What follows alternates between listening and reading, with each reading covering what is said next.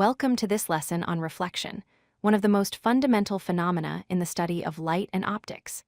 Reflection is all around us, from the mirrors we use every day to the way we see objects in our environment.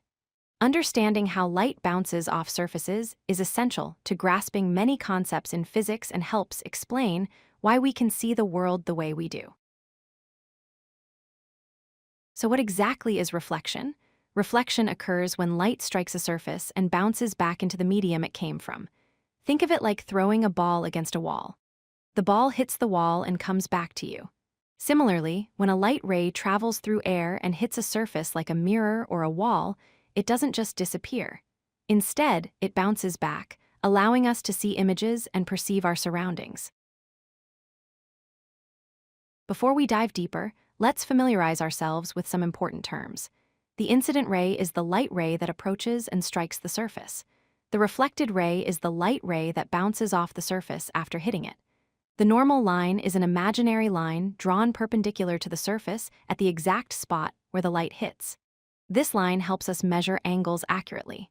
Finally, the point of incidence is the precise location on the surface where the incident ray strikes. Now let's explore the fundamental law that governs reflection. The law of reflection states that the angle of incidence equals the angle of reflection.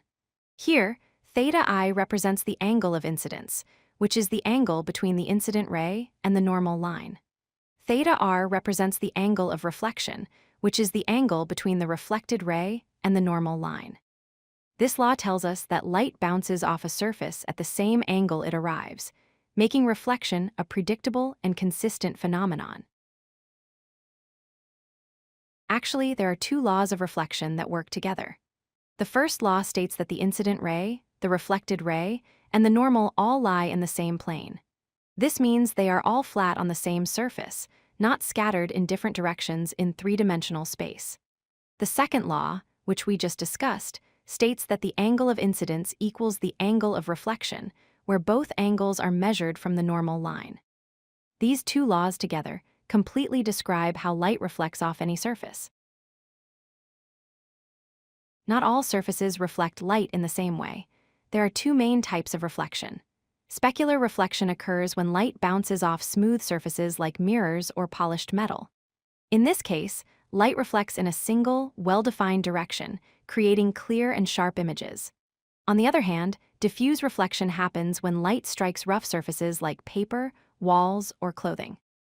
These surfaces scatter light in many different directions, which is why we can see these objects from various angles but don't see clear reflections in them. Let's talk about plane mirrors, the flat mirrors we use every day. Plane mirrors have several distinct properties.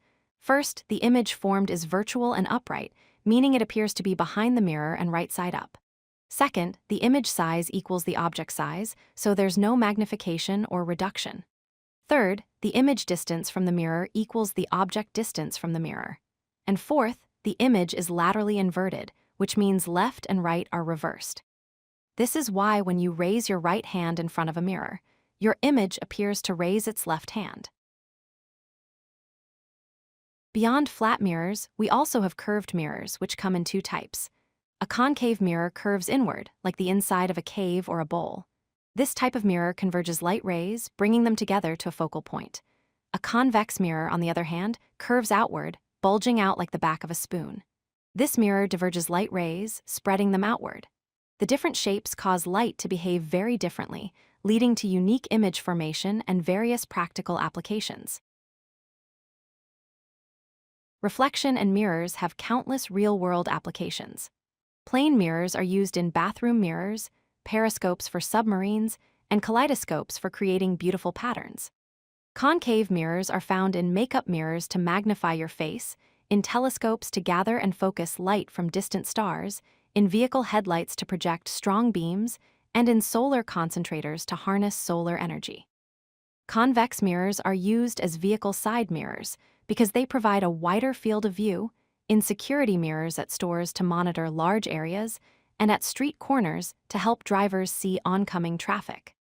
Understanding reflection helps us appreciate how these technologies work and improve our daily lives. If you like this video, hit that like button and don't forget to subscribe. Visit codelucky.com for more such useful content.